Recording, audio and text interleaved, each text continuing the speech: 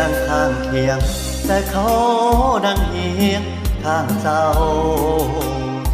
อายนั่งบังเศร้าผู้เฒ่าห้องเอิญขวัญมาเขาเกลือนไข่แต่อายนั่งเกลือนน้ำตา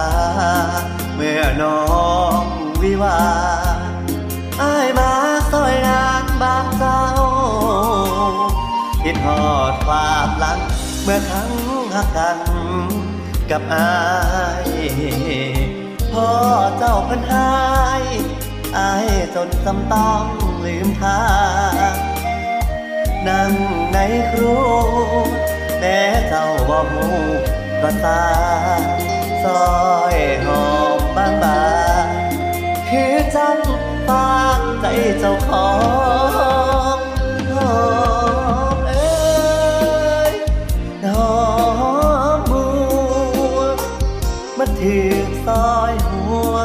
บางๆคือจังใจอายเจ็บแค่เด้หัวใจย้อนหักเจ้าหลายอายสิซอยพ่อสุขถวยทรงอายนั่งลานเขียงเขาสินอนเห็นข้างเจ้าบ่อยากสิเว้าย้อนเฮาได้ว่าสนาสุขเด้อเจ้าอายเงาคือไกลเป็นหางนางหงน้อยตาผู้ว่าเข้ามาต้องเคย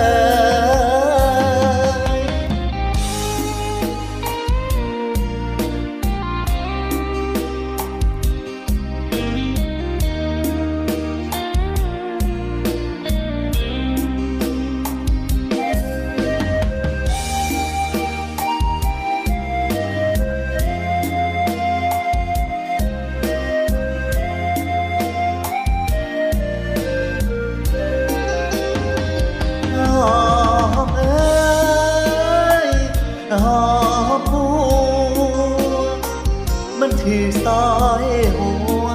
บางๆคือจังใจอายเจ็บแค่เด้หัวใจย้อนหักเจ้าหลายอายสิซอยพ่อสุขถวยทรงอายนางห่างเกียรเขาสินอนเย็นทางเจ้าบ่อยากสิเว้าย้อนเฮาได้ว่าสนาสุขเด้อเจ้าอายเงาคือไกลเป็นหางน้ำหงน้อยตา